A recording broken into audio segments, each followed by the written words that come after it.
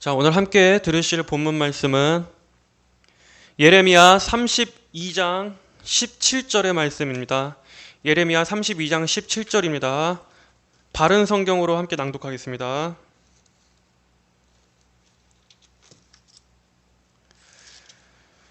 (32장 17절) 다 피셨으면 우리 한 목소리로 함께 읽어보겠습니다. 시작. 오 나의 주 여호와시여 보소서. 주께서는 주님의 크신 능력과 주님의 펴신 팔로 하늘과 땅을 창조하셨으니 주께는 불가능한 일이 없습니다. 아멘. 자, 오늘은 하나님의 능력에 대해서 말씀을 전하겠습니다. 우리는 지난번에 하나님의 전지하심을 배웠습니다. 하나님께서는 모든 것을 완전히 아실 뿐 아니라 하나님께서 기뻐하시는 목적을 실현할 수 있는 모든 방법과 수단을 아십니다.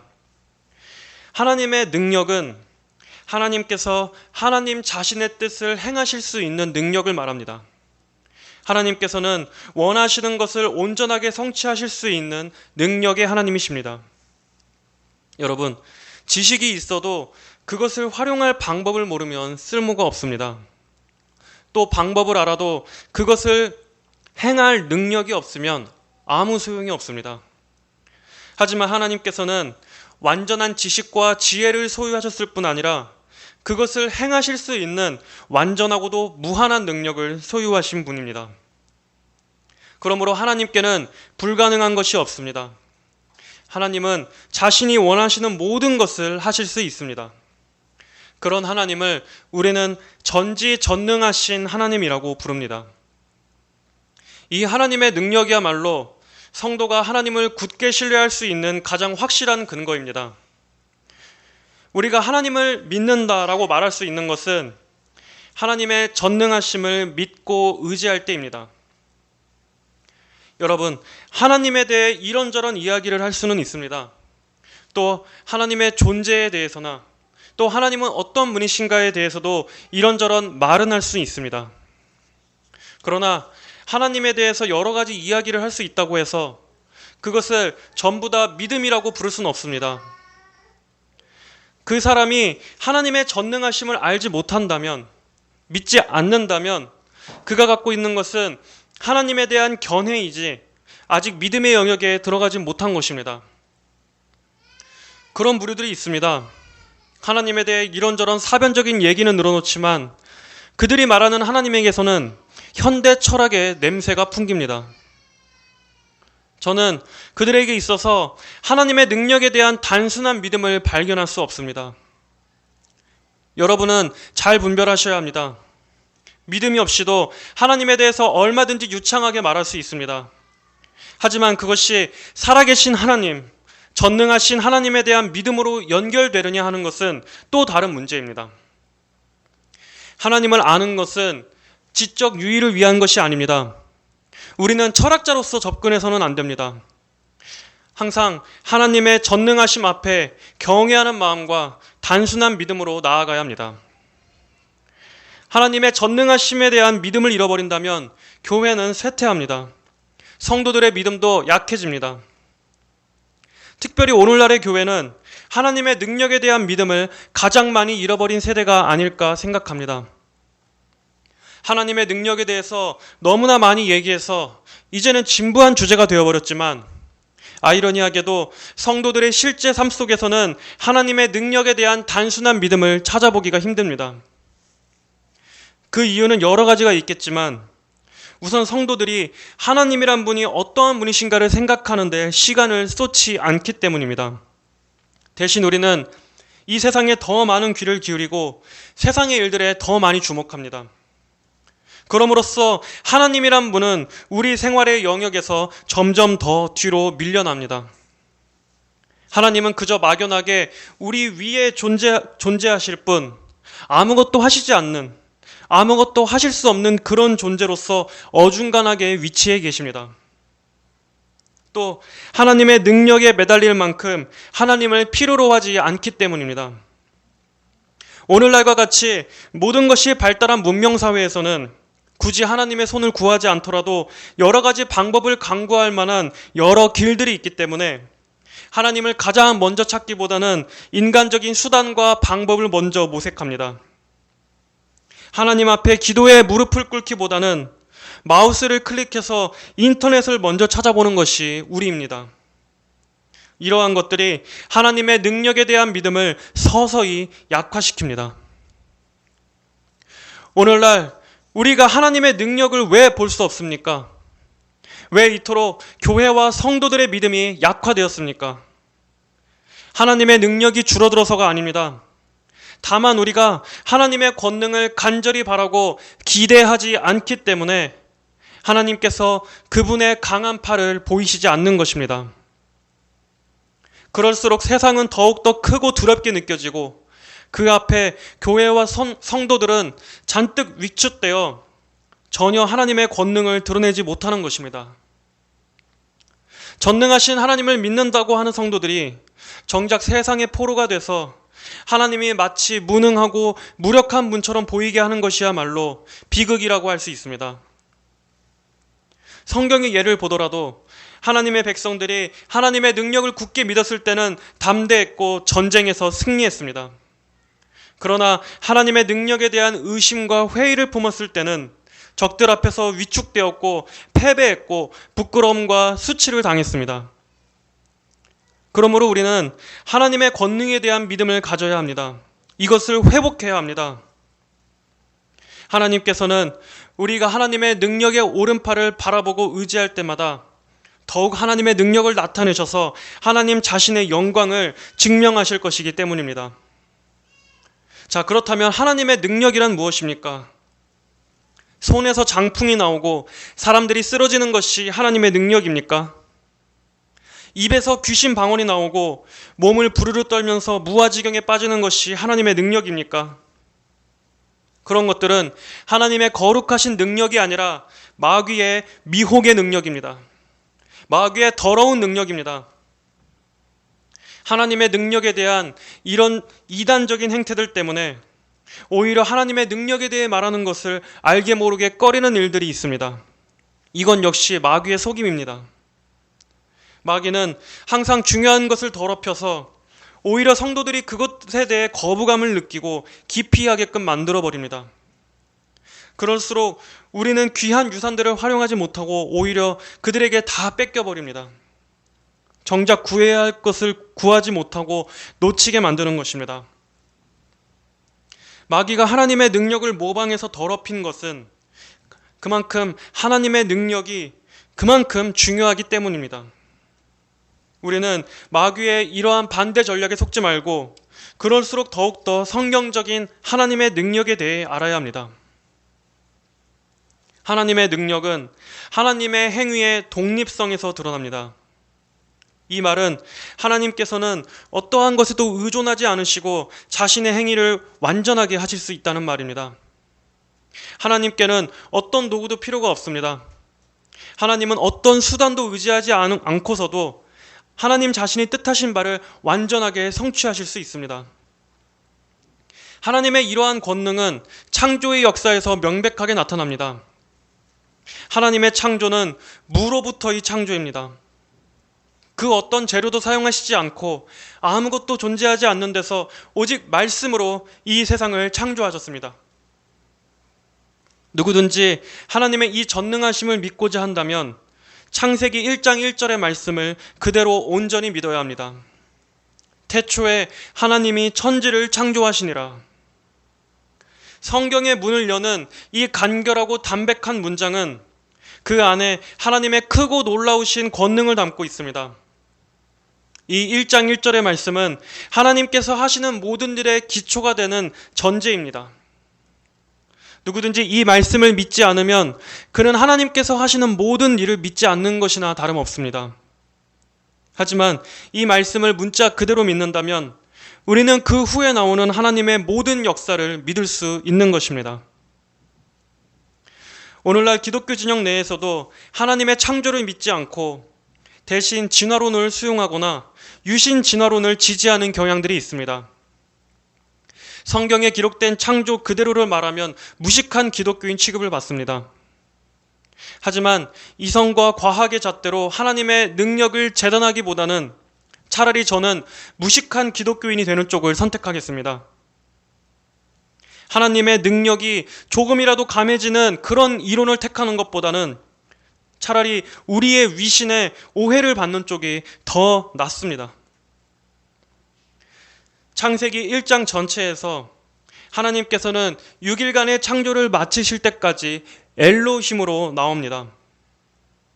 여호와라는 이름이 하나님의 백성들과 맺은 언약에 대해서 신실하신 하나님을 뜻하는 이름이라면 엘로힘은 능력과 권세의 하나님, 전능하신 하나님을 지칭하는 이름입니다. 이 이름은 1장 전체에서만 32번 나옵니다. 하나님께서는 창조를 통해 제일 먼저 전능하신 하나님으로서 자신을 계시하시는 것입니다. 오늘 우리가 읽은 이 본문 말씀처럼 우리는 하나님의 전능하심을 묵상할 때마다 그분께서는 하늘과 땅을 지으신 하나님이심을 기억해야 합니다. 예레미야 32장 17절은 말씀합니다. 주께서는 주님의 크신 능력과 주님의 펴신 팔로 하늘과 땅을 창조하셨으니 주께는 불가능한 일이 없습니다. 하늘과 땅을 지으신 분께서 이 세상에 일어나는 모든 일들도 능히 주관하실 수 있지 않겠습니까? 무로부터 창조하신 하나님의 능력은 만물의 재료와 성질을 아시고 그것들의 기질을 아시고 목적을 부여하시고 그것들의 활동을 오늘도 보존하시고 유지하시고 통치하십니다. 하나님께서 이 세상을 지으셨기 때문에 소유권과 통치권이 하나님께 있습니다. 그 안에서 벌어지는 모든 일들에 있어서 하나님께서 어찌 모르시겠으며 하나님의 뜻 밖에서 벌어지는 일들이 어떻게 있을 수 있겠습니까? 하나님께서는 그 모든 것들의 방관자가 아니라 오히려 적극적으로 개입하시고 하나님의 뜻과 목적을 이루시는 도구로서 모든 것을 주관하십니다. 바로 이러한 창조의 능력을 통해서 하나님은 세상의 모든 우상들과 거짓신들과 구별됩니다. 예레미야 10장 1절부터 16절까지의 말씀에서는 여기서 예레미야 선지자는 아무것도 통치할 수 없는 죽은 우상과 창조와 권능의 하나님을 비교하며 선포하고 있습니다. 예레미야 10장 1절부터 16절까지입니다. 오직 여호와는 참 하나님이시오 살아계신 하나님이시오 영원한 왕이시라. 그 진노하심에 땅이 진동하며 그 분노하심을 이방이 능히 당하지 못하느니라. 너희는 이같이 그들에게 이르기를 천지를 짓지 아니한 신들은 땅 위에서 이 하늘 아래에서 망하리라 하라. 여호와께서 그의 권능으로 땅을 지으셨고 그의 지혜로 세계를 세우셨고 그의 명철로 하늘을 펴셨으며 그가 목소리를 내신즉 하늘에 많은 물이 생기나니 그는 땅끝에서 구름이 오르게 하시며 비를 위하여 번개치게 하시며 그 곳간에서 바람을 내시거늘 사람마다 어리석고 무식하도다. 은장이마다 자기의 조각한 신상으로 말미암아 수치를 당하나니 이는 그가 부어 만든 우상은 거짓 것이요 그 속에 생기가 없음이라. 그것들은 헛것이요 망령되이 만든 것인즉 징벌하실 때에 멸망할 것이나 야곱의 분깃은 이같이 아니하시니 그는 만물의 조성자요 이스라엘은 그의 기업에 지파라. 그 이름은 만군의 여호와시니라. 우리는 천지를 지으신 하나님의 능력을 묵상할 때 하나님에 대한 강한 신뢰를 가질 수 있습니다. 우리가 살아가는 이 세상이 아무리 크고 거대해 보여도 우리를 둘러싼 그 문제가 너무나 숨이 막힐 정도로 답이 없어 보여도 하나님께는 그것들을 다 아는 지식이 있으며 그것들을 해결하실 지혜가 있으시고 그 일에서 건져주실 능한 능력이 있습니다. 천지에 있는 모든 것이 다 주의 것, 우리 아버지의 것이기 때문입니다. 우리에게는 크고 엄청나 보이는 문제도 하나님의 눈에는 아무것도 아닙니다. 말씀으로 세상을 창조하신 분에게는 모든 것들을 움직이시고 맞추시고 길을 여시는 셀 수 없이 많은 지식과 지혜와 능력이 무한대로 있으십니다. 그러므로 여러분은 하늘을 볼 때마다 하나님의 권능을 떠올리십시오. 시편 150편 1절에서는 하늘을 하나님의 권능의 창공이라고 말씀합니다. 할렐루야. 그 성소에서 하나님을 찬양하며 그 권능의 창공에서 그분을 찬양하여라. 우리에게 하늘이 닫혀 있지 않고 언제나 열려 있고 펼쳐져 있는 것은 오늘도 하나님은 전능하신 분이라 말해주기 위한 것입니다. 우리가 고개만 들면 언제라도 그 권능을 떠올릴 수 있음에도 우리가 믿음 없이 살아가는 것은 우리가 언제나 땅만 보기 때문입니다. 이 세상만 보기 때문입니다. 그러므로 여러분, 부족한 것은 우리의 믿음이지 하나님의 능력에 대한 증거는 전혀 부족하지 않습니다. 그 하나님의 능력은 영원한 능력입니다. 하나님의 능력에는 시작과 끝이 없습니다. 하나님의 능력은 시간이 지날수록 약해질 수도 없습니다. 그 능력은 다함이 없는 능력입니다. 우리 인간은 지치고 피곤하기 때문에 인간에게는 쉼과 휴식이 필요합니다. 그러나 하나님의 능력은 영원히 활기와 생기가 넘칩니다. 이사야 40장 28절에서는 말씀합니다. 너는 알지 못하였느냐? 듣지 못하였느냐? 영원하신 하나님 여호와 땅끝까지 창조하신 이는 피곤하지 않으시며 곤비하지 않으시며. 여러분, 하나님은 우리의 도움을 거절하시는 분이 아닙니다.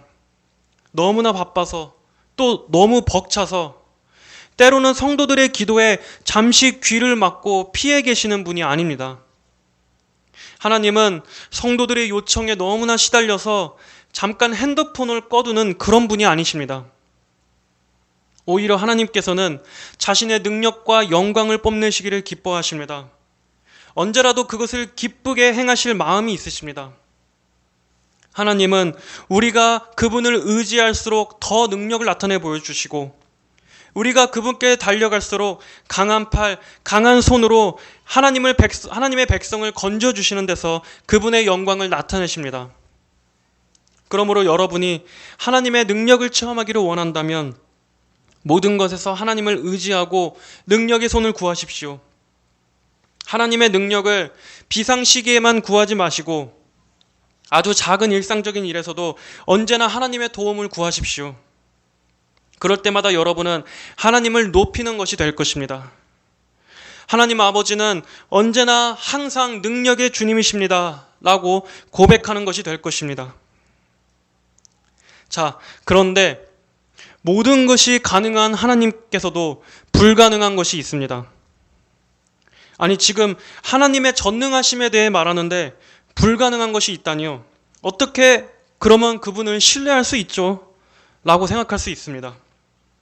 자, 그렇다면 무엇이 하나님께 불가능합니까?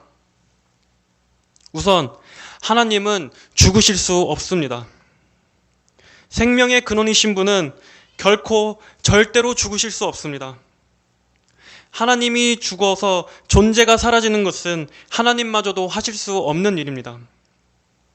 또 하나님은 끝나실 수 없습니다. 하나님은 영원하신 분이기 때문에 하나님께서 존재와 활동을 멈추시고 끝나게 되는 일은 하나님도 하실 수 없습니다. 또 하나님은 스스로를 부인하실 수 없습니다. 하나님은 자신의 성품과 모순되는 일은 어떠한 것도 하실 수가 없습니다. 예를 들면 하나님은 거룩하신 분이기 때문에 부정한 어떤 것도 하실 수 없습니다. 또 하나님께서는 선하신 분이기 때문에 악한 어떤 것도 하실 수가 없습니다. 또 하나님은 의로우신 분이기 때문에 불의한 일을 하실 수 없습니다. 이러한 것들은 전능하신 하나님마저도 하실 수 없는 불가능한 일입니다.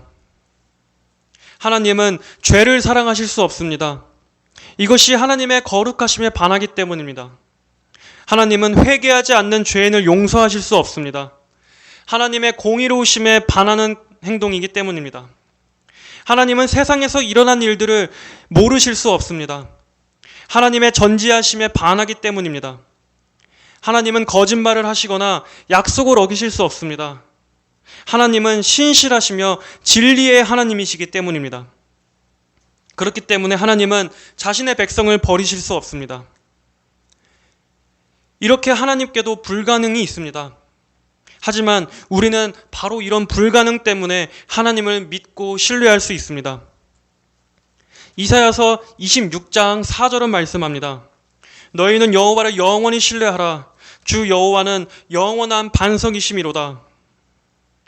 만약 하나님께서 악해지시는 것이 가능하고 또 언제라도 약속을 파기하는 것도 가능하셨다면 우리는 그런 하나님을 도저히 신뢰할 수 없었을 것입니다.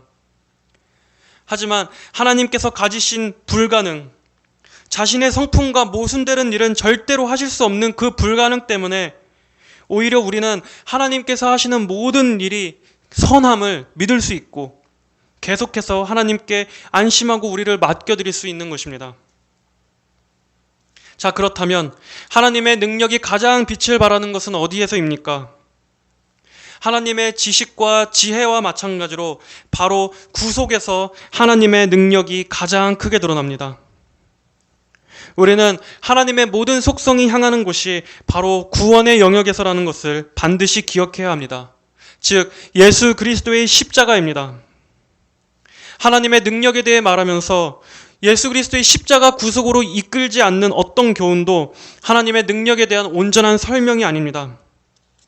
하나님의 능력은 방언이나 환상, 입신, 예언이 아닙니다. 예수 그리스도의 십자가 사건, 곧 죄인을 구원하시는 구원 사역이 하나님의 능력입니다. 자, 그렇다면 이런 질문을 할 수 있습니다.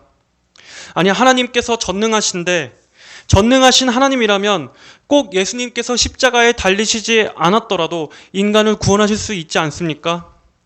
그냥 하나님이라면 한 번에 인간들의 모든 죄를 사하실 수 있지 않으십니까? 그러나 그것은 전능하신 하나님께도 불가능한 일입니다. 앞전에서 말씀드렸듯이 거룩하시고 공의로우신 하나님은 죄를 그냥 눈 감아 주실 수 없고 죄인을 거저 용서하실 수 없기 때문입니다. 그것은 하나님의 공의에 반하는 일입니다. 하나님께서 스스로 부인하시는 것이 됩니다. 전능하신 하나님께도 예수님께서 십자가에 달리시는 방법 외에는 인간의 죄를 구원하실 수 없으셨던 것입니다. 이것은 하나님께서 불가능에 굴복하신 것이 아닙니다. 오히려 하나님의 가장 최고선, 최고의 지혜, 최고의 능력을 발휘하신 것입니다. 구원의 놀라운 방식이 무한한 지혜에서 나온 것이 아니었다면 결코 생각할 수 없었던 것처럼 구원 역시 무한한 능력이 아니고서는 결코 완성할 수 없었습니다. 오직 하나님만이 이런 계획을 만드실 수 있었고 오직 전능하신 하나님만이 이 계획을 이루실 수 있었습니다. 우리는 하나님의 창조를 생각할 때 하나님의 엄청난 능력을 떠올리게 되지만 구원은 창조의 능력보다 더 큰 능력을 필요로 했다는 것을 알아야 합니다. 창조 때에는 마귀도 없었고 죄도 없었고 정복해야 할 죽음도 없었기 때문입니다. 창조 때에는 하나님을 대항하는 그 어떤 반대 세력도 없었습니다. 모든 것이 하나님 보시기에 좋았고 질서와 조화를 이루고 있었습니다. 그러나 구원의 때에는 더욱더 큰 능력이 필요했습니다. 모든 것이 망가져 있었고 어그러져 있었고 하나님을 대항하는 마귀의 존재와 인간의 고집스러운 죄악의 본성이 있었습니다. 하나님의 그 구원 사역은 무로부터의 창조보다 이렇게 타락한 인간을 고치고 회복시키는데 더 큰 능력을 요했던 것입니다. 먼저 첫째로 구세주 예수 그리스도의 출생에서 하나님의 능력이 나타났습니다. 예수님께서는 동정녀의 태 속에서 성령으로 잉태되셨습니다. 누가복음 1장 35절에서는 말씀합니다. 성령이 내게 임하시고 지극히 높으신 이의 능력이 너를 덮으시리니. 여기서 사용된 이 덮다라는 단어는 창세기 1장 2절에서 나온 하나님의 영은 수면 위에 운행하시느니라와 같은 여기서 사용된 것과 같은 뜻을 지닌 단어입니다. 마치 암탉이 알을 품듯이 생명체를 부화시키기 위해서 성령님의 날개로 혼돈을 덮고 있는 것을 말합니다. 예수님이 인성이 형성된 동정녀의 태는 이처럼 성령의 덮으심을 통해서 부패함에서 정결하게 되었습니다. 그래서 예수님을 거룩한 이라고 부릅니다. 하나님께서는 세상을 창조하셨던 것처럼 아무것도 없는 무에서 예수님의 몸을 창조하실 수도 있었습니다. 그러나 만약 예수님께서 이렇게 아담의 후손으로 나신 분이 아니었다면 예수님께서 인간을 대표하실 중보자가 되실 수 없으셨을 것입니다. 만약 예수님이 아버지와 어머니라는 이 일반적인 질서에서 태어나셨다면 그분은 우리의 구원자가 되실 수 없습니다. 왜냐하면 이렇게 태어나는 자는 누구나 죄로 오염되어 있기 때문입니다. 아담의 모든 원죄를 물려받은 존재가 죄인을 대신할 순결한 속죄 제물, 대속 제물이 되실 수는 없습니다. 그러므로 동정녀 마리아를 통해서 성령으로 잉태된 예수님의 출생은 하나님의 능력이 아니고서는 결코 일어날 수 없었던 놀라운 일입니다. 하나님께서는 우리를 구원하시기 위해 세상의 일반적인 수단을 거슬러서 크신 능력을 발휘하신 것입니다. 두 번째로 예수님께서 신성과 인성을 지니신 분으로 오셨다는 데서 하나님의 크신 능력이 나타납니다. 이것은 우리의 이성을 초월하는 능력입니다. 영원 전부터 계신 말씀이 시간 안으로 들어와 육신이 되셨습니다. 하늘 보좌에 계신 신성이 충만하신 분께서 연약한 사람의 몸으로 오셨습니다. 세상을 창조하시고 하늘을 펴신 분께서 땅에 두 발을 디디고 설 수밖에 없는 인간의 몸으로 오셨습니다. 결코 죽을 수 없는 생명 자체이신 분이 죽을 수밖에 없는 인간의 몸 안에서 결합되었습니다.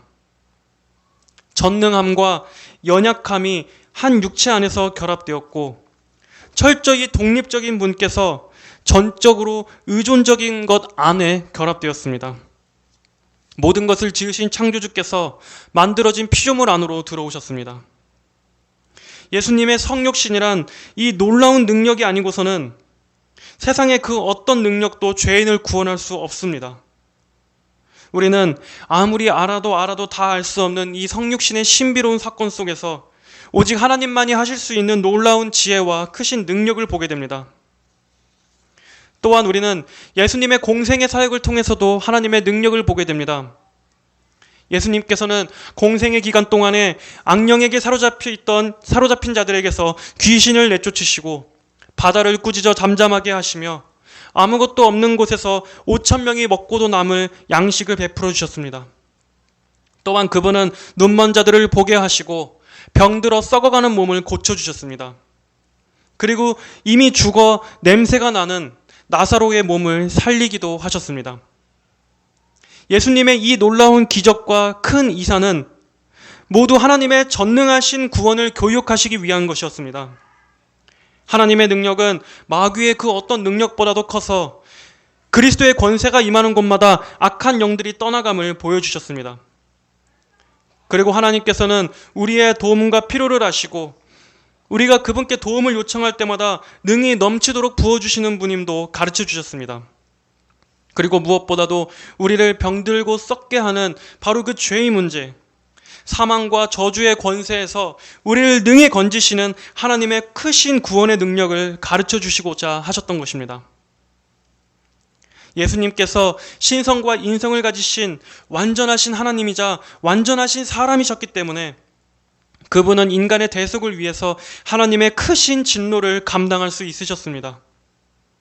여러분, 하나님의 진노와 공의로우신 그 신적 분노를 그 어떤 누가 어떻게 감당할 수 있겠습니까? 하나님의 능력은 예수님께서 우리를 위한 대속의 사역을 끝까지 온전하게 감당할 수 있도록 예수님을 붙드셨습니다.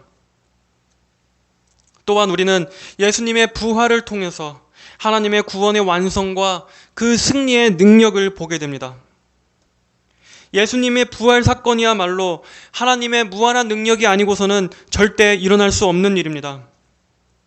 이것은 오직 죽은 자를 살리시는 것은 하나님께만 달려 있음을 보여줍니다. 만약 예수님께서 그 모든 것들을 하시고도 부활하실 수 없으셨다면 우리의 구원은 결코 완성되지 못했을 것입니다. 하지만 하나님의 능력으로 그리스도를 부활케 하셔서 죄에 대한 완전한 승리와 사망 권세에 대한 완전한 정복을 나타내신 것입니다. 이처럼 예수님의 출생부터 부활까지 하나님의 능력이 보여지지 않는 곳은 단 한 가지도 없습니다. 여러분, 우리가 이렇게 귀중한 구원 사역에 집중하지 않고 오직 장풍 쏘고 넘어지는 것에서 하나님의 능력을 찾는다는 게 얼마나 어리석고 미련한 것인지 알게 되지 않습니까? 하나님께서 가장 능력을 나타내 보이신 것에는 전혀 감흥이 없고 그런 이상 현상들에 대해서 하나님의 능력을 운운하는 것은 그만큼 마귀가 우리로 하여금 십자가를 보지 못하게 하려는 전략입니다. 그리고 그러한 미혹들은 성경 말씀에 기록된 대로 미리 예고된 대로 앞으로 더 계속되고 극심해질 것입니다. 사람들로 하여금 예수님의 십자가 구속에만 집중하지 못하게 한다면, 그 십자가로부터 시야를 돌릴 수만 있다면 마귀는 얼마든지 놀라운 이적과 기사로 사람들을 홀리게 할 것입니다. 자, 하나님의 능력은 또한 복음이 이 세상에 전파된 것을 통해서도 드러납니다. 복음은 분명 세상의 이성과는 상반되는 것이었습니다. 유대인들에게는 십자가에 달리신 예수 그리스도가 저주스러운 것이요 혐오스러운 것이었습니다. 또한 헬라인들에게는 어리석고 미련한 것이었습니다. 하지만 놀랍게도 하나님께서는 바로 그런 복음을 통해 인간을 구원하십니다. 오늘날도 역시 마찬가지입니다. 여러분, 복음이 좋은 소식이라고 하지만 사실 복음은 언제나 항상 많은 반대와 경멸과 무시를 당했습니다. 예수님께서 이 땅에서 당하셨던 취급을 복음 역시 계속해서 받고 있는 것입니다. 지금 이 세상의 문명과 문화를 보십시오. 십자가에 달리신 그리스도를 전하는 것과 얼마나 동떨어져 보입니까? 세상은 예전에도 그랬듯이 지금도 여전히 복음은 불쾌한 것이요 어리석고 한심한 것이라 생각하며 고개를 내젓습니다. 또한 복음의 메시지는 이 세상이 말하는 메시지와도 정반대입니다. 복음은 자신의 자아를 소중히 하기 전에 먼저 자신을 부인하라고 명령합니다. 사람들의 자존감을 추켜 세워주기보다는 그 자아를, 그 자존감을 십자가에 못 박으라고 명령합니다. 당신은 괜찮은 사람이다.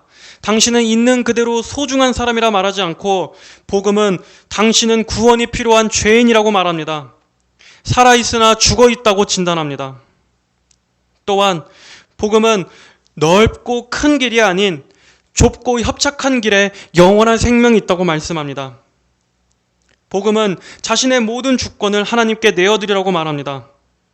복음은 모든 성공과 부와 명예와 야망을 쫓는 삶과는 작별하고 오직 하나님의 영광을 위해 사는 것이 진정한 인간의 창조 목적이라고 말합니다.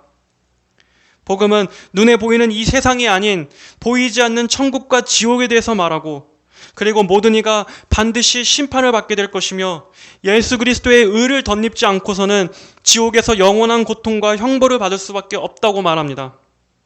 오직 예수 그리스도의 그 의만이, 그분의 그 흘리신 보혈만이 우리의 죄 용서와 영원한 복락을 가져올 수 있다고 복음은 말합니다. 이처럼 복음의 내용을 살펴보면 인간적인 관점에서는 우리의 본성에 좋은 것이 하나도 없습니다. 오히려 인간의 길을 꺾으려는 종교처럼 들립니다. 그러나 하나님의 놀라운 능력은 참으로 놀랍게도 이러한 메시지에 사람들이 자신의 정직한 영혼의 상태를 보게 하십니다. 그리고 회개할 수 있는 능력과 믿음을 주십니다. 그리고 도저히 변화될 것 같지 않던 사람도 하나님의 능력은 그를 거듭나게 하시며 회심하게 하시며 예수님을 위해 사는 삶이 그의 가장 최고로 소중한 가치가 되게끔 한 영혼을 변화시키십니다. 이것이야말로 하나님의 능력이 아니고서는 설명할 수 없는 일들입니다. 또한 복음은 전쟁과 정복을 통해서 퍼지지 않았습니다. 로마 카톨릭처럼 권력과 정치를 통해서 침투하지도 않았습니다. 복음은 그 어떤 무기도 필요로 하지 않았지만 인간의 영혼을 능히 정복해 왔습니다. 하나님의 큰 능력이 복음을 사용하시기 때문입니다. 복음은 대단한 달변가나 뛰어난 학식을 가진 지식인들을 통해서 퍼지지도 않았습니다.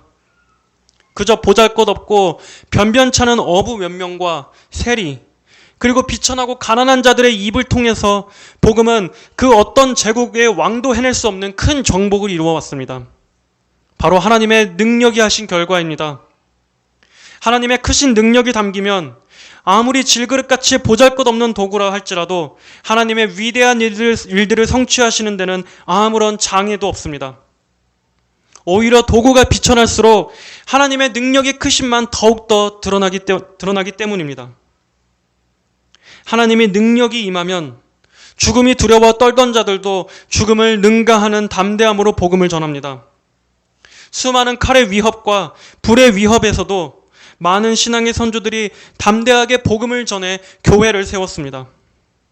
이러한 열심도 하나님의 능력이 아니고서는 설명할 수 없습니다. 바로 하나님의 그 능력이 구원받은 성도의 영혼에 불을 지피기 때문입니다. 이처럼 복음은 하나님의 능력입니다. 하나님께서 한 영혼을 구원하시고 변화시키는 것은 세상을 창조하실 때보다도 더 큰 능력을 보여주시는 것입니다. 사람들의 어두운 영혼에 복음의 빛이 임할 때 인간의 모든 죄성과 악한 고집은 그 빛을 끄기 위해서 작동하지만 하나님의 능력은 그 모든 반대 세력을 굴복시키고 그 영혼 안에 십자가를 심어 놓으십니다.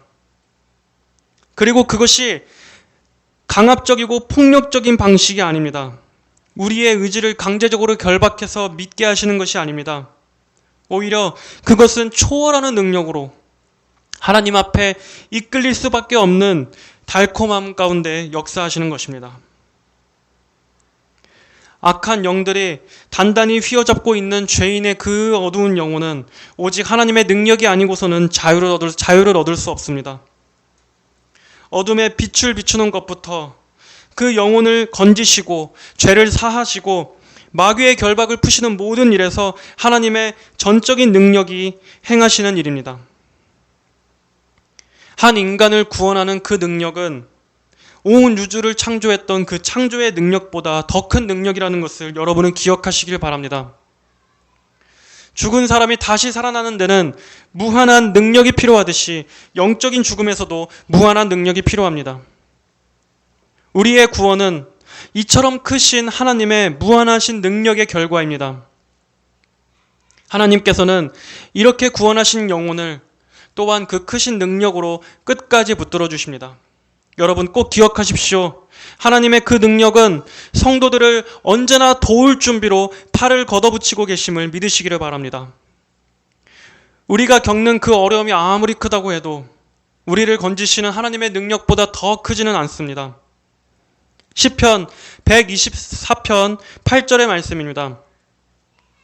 우리의 도움은 천지를 지으신 여호와의 이름에 있도다.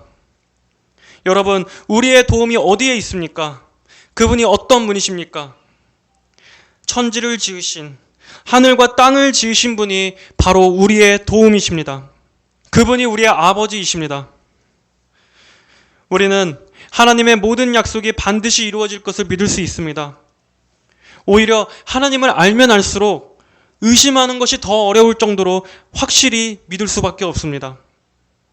하나님께서 이토록 전지전능하신 분이신데 그런 분을 믿는 것보다 믿지 않는 것이 더 어려울 정도입니다.